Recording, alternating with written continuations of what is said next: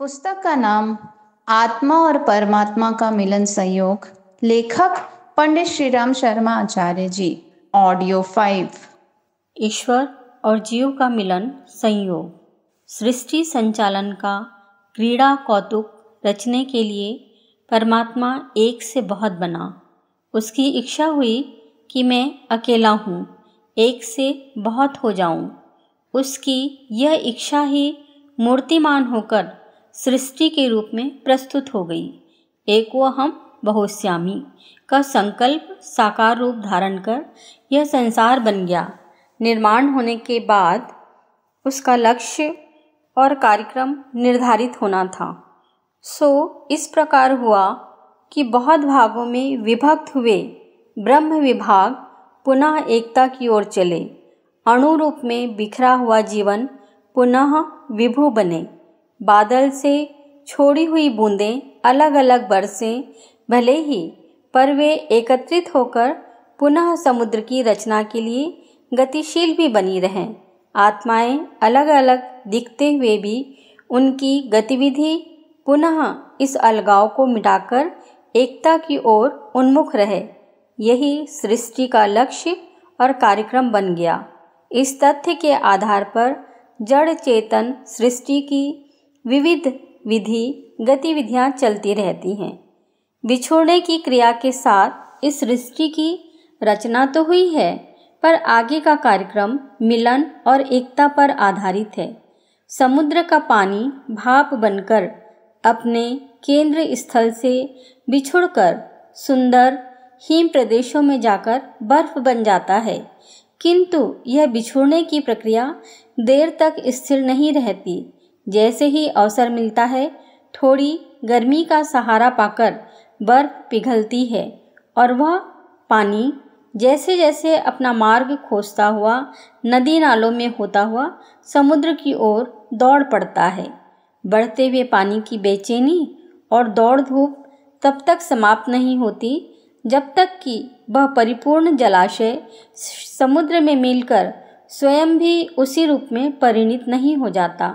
जल आरंभ में भी पूर्ण था, भाप बनकर अपूर्णता उसे प्राप्त हुई तो उसे दूर करने का प्रयत्न अनेक हलचलों के रूप में दृष्टिगोचर होने लगा। इसी हलचल का नाम सृष्टि क्रम है। इसे अशांति भी कह सकते हैं। मिलन ही इस अशांति का उद्देश्य है, और जब अपूर्णता दूर होकर पूर्णता की उपलब्धि हो जाती है तो दौड़ धूप भी समाप्त हो जाती है और अशांति भी। मानव जीवन का यही क्रम है। नीति की व्यवस्था ने केंद्रीय परिपूर्णता से बिछड़ा दिया है। अब उसके सामने एक ही कार्यक्रम रह जाता है कि तेजी के साथ पुनः केंद्र की ओर दौड़े और अपनी अपूर्णता को समाप्त कर पूर्णता में विलय हो जाएं। इसी को जीवन लक्ष्य कहते हैं।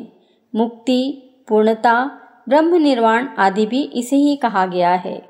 बिछोड़ने की कष्टकर प्रक्रिया इसलिए चली कि जीव मिलन के आनंद का आस्वादन कर सके।